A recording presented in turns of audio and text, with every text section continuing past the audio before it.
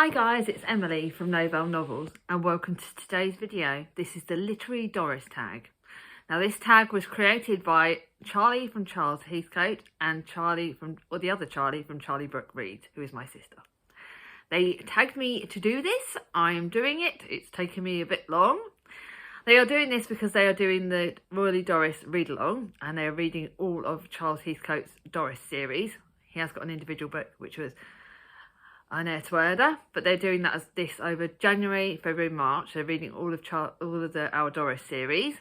So if you haven't joined in and want to, check them out. I will link both their channels below and Charlie's original video for this with the prompts because, yeah, I don't really have time to write the prompts out again. You know me, Charlie will love me. She still loves me. I may have gone a little bit cheaty on some of the answers because I am exhausted at the day of filming this and yeah. But I hope you enjoy it. Well done Charlie, for both the Charlies for creating this tag. It is a fun one, although it has given me slight dilemmas. I'm trying to think of some answers still. I've got one at the end that I'm thinking of. But you know me, I'll mash through this and get on with it and hope and pray you don't kill me or don't die of boredom. Let's go with it. Harold, a book from a strong first-person perspective that you enjoyed. I'm going to go with this one. So, Missy, this could answer for a couple of other prompts as well. But for me, Missy is like a strong, older character. And I think the Al Doris series makes me think of that anyway. And she's prickly and stubborn and terribly lonely until the chance encounter in the park with two very different women open the door to something new. So she is very strong. She leads through this book and she meets other women. And she actually has a strength that is so much more. And I think sometimes it's a not obvious strength that works. So I'm going to go with her. But I also, a book that I don't have on me because my sister Charlie has it, is Chloe from Get a Life, Chloe Brown. I think she's a very strong protagonist, because a strong first person narrative. Because obviously she lives with chronic pain and she's really strong for that. So that's another answer for that. Sorry, I'm being a bit giving two answers. Our Doris, an assured female lead. So for me, again, I take that from the word sort of strong female lead. And I'm going to go with Harper from A Curse of Dark and Lonely. Because I've got a real thing about doing representative on disability rep in this video for some reason as well. But in this book, not in the rest of the series, unfortunately, but Harper is a very assured woman. She knows she has disabilities. She knows that she has certain things that are harder, but she fights against everything in this book. And this is the book where she meets Prince Rian, who is heir to the Emberfall and who is cursed. And he's forced to repeat the autumn of his 18th year over and over again. And Harper, who hasn't had an easy life, she really has had it tough. She's learnt to be tough to survive on the streets of Washington, D.C. And when she's sucked into Rian's world, nothing is as it seems. I love how strong Harper is in this book. And Harper's strength really is one of the books that kind of is inspirational to me. Because she's young, she's feisty, she doesn't let the crap that's thrown at her beat her, and I love her. She's one of my favourite characters. And here we go. Alf, recommend a book with a strong core friendship. For some reason, my brain's really struggled on this, because we obviously have the answer of the group that we don't talk about, from the author we don't talk about, but I was trying to think of another close friendship. I've got a lot of books with sisters in it, and that could be classed as friendship.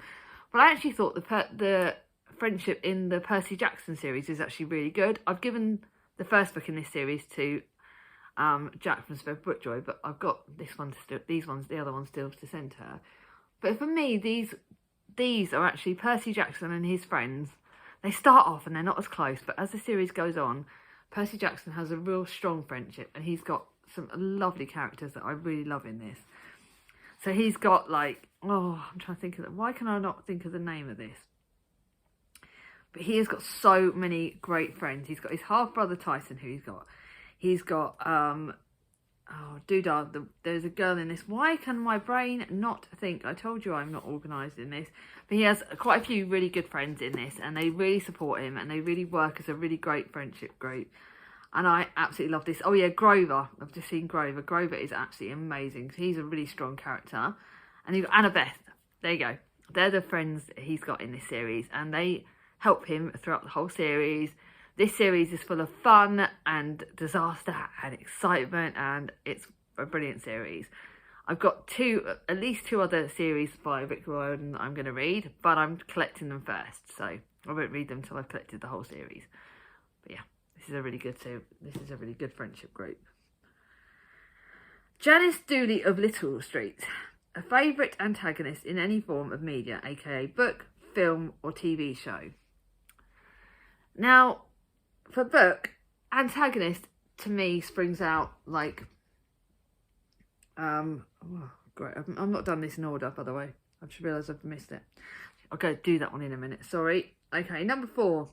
Not the main star of the show, but a side character you adored. Sorry, Charlie. Enid Pretty in Miss Spencer's Beetle. She is one of the best side characters ever, and to me, she kind of leads the show in this book. Marjorie Benson in 1950 abandons her dead-end job and advertises for an assistant to accompany her on the expedition. And Enid Pretty is her sidekick, and she's got an unlikely pink travel suit and she's very different and very funny, and she is just one of the strongest characters in this book, and to me she is one of my absolute favourite side characters ever.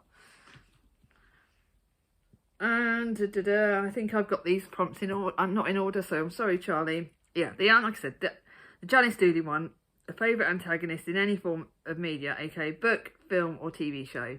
So in book, I'm going to go with Kathy from East of Eden, who is probably the ultimate villain antagonist in any book, but she is an amazing character. She is one that strikes me as bad, but really good kind of bad, really exciting and thrilling, and I just absolutely love her. And I'm just having a think. Because I'm looking at our films and I can't think of it for the life of me. I really can't think of any other antagonists that I really, really like, because my brain is not in gear. I don't really have very many sort of films with the baddies. I know Chris likes all the baddie films, but yeah, I can't think of them. I really can't think at the moment, so I'm gonna have to leave that one. Sorry about that. I can't think of a film. Septuagenarian, recommended book with an elderly protagonist. This one, I haven't used this one in a while, and that is in the Switch. There is a character called Eileen, who is the grandmother of Lena, and they're the two lead characters in this book. And Lena, and this is where they switch lives. Lena is too young to feel stuck. Eileen is too old to start over, so it's time for a switch. And this switch is incredible, and it's a brilliant, brilliant book. It's my favourite Beth O'Leary at the moment, although, yes, I did really enjoy the last one. So I really enjoyed the road trip. No, did I not road trip? There's some other ones. But yeah, I'm really enjoying all of Beth O'Leary's works. I think she's an absolutely incredible writer. The Flat Share is really good as well, and this is just really, really good. So I loved Eileen in the Switch. Although, like I said, you have also got obviously Missy from Saving Missy. You've got Our Doris. There are so many books. I've just recently read a book actually that's got an elderly protagonist. Which one did I use? I'm just thinking actually, because I could actually tell you another one that I've just used, but this means me actually having to think. Select a book. Oh yeah, read a book with an elderly protagonist. Oh yeah, Margot from 100 Years of Margot and Lenny.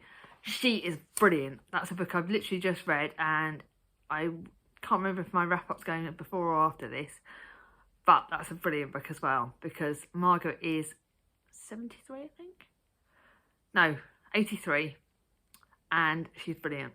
She's another really good, strong protagonist. And this is not in the right order again.